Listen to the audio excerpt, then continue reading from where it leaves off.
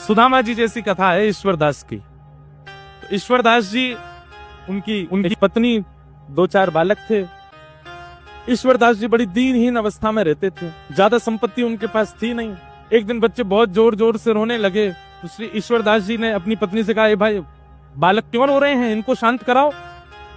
तो पत्नी ने कहा, इसलिए रो रहे हैं, भूख लगी है, घर में अन्न नहीं है, दाल नहीं है, चावल नहीं है, कैसे पवाऊं इनको, इसलिए रो रहे हैं बच्चे। ईश्वरदास जी ने तुरंत अपने बालकों को गोद में लिटाया और कढ़ाई चढ़ा दी, उसमें जल डाल दिया और ऐसी कुछ सामग्री डाल करके बच्चों को बोले, देखो दाल पक रही है, खाने को मिलेगी, तब तक चलो हरिनाम सुनो।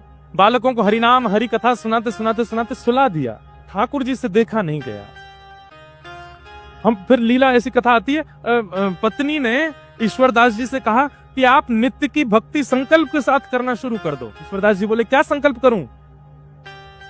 बोले, ठाकुर जी से प्रार्थना किया करो और ठाकुर जी से संकल्प कर दिया करो, हे ठाकुर जी आप हमको अन्न दीजिए, धन दीजिए, संपत्ति दीजिए, इन सबका दशांश आपकी सेवा में लगाया करूंगा, बाकियों से अपने घर परिवार का पोषण करूंगा।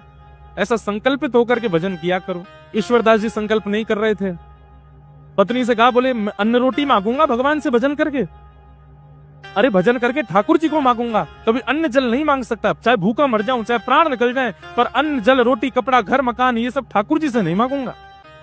ये तो प्रारब्ध से मिलने वाली वस्तु है, इनके लिए ठाकुर जी को क्यों परेशान करूं मैं। ईश्वरदास जी ने अपने पुत्रों को गोद में सुला दिया और ऐसी खाली कढ़ाई अग्नि के ऊपर रख दी। ठाकुर जी ने जब ये दृश्य देखा तो देख करके ठाकुर जी सह नहीं पाए, रोक नहीं पाए, प्रकट हो गए। शंख चक्र गदा पद्म धारण करके जैसे ही ठाकुर जी प्रकट हुए, ईश्वरदास जी ने प्रणाम किया। भगवान ने प्रसन्न होकर के कहा, वरदान मांगो ईश्वरदास, क्या चाहिए? ईश्वरदास जी बोले, बस एक ही वरदान दे दीजिए। क्या?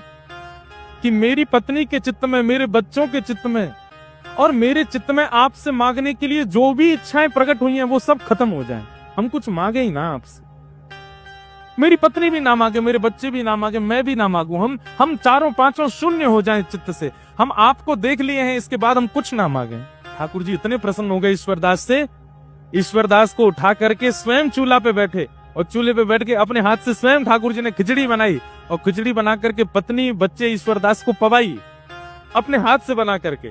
और जैसे ही खिचड़ी पा करके तृप्त हुए, तृप्त होते ही ठाकुर जी ने कहा, अब आपकी लीला पूर्ण हुई, अब आपका इस धराधाम पर रहने का कोई औचित्य नहीं, चलो हमारे साथ।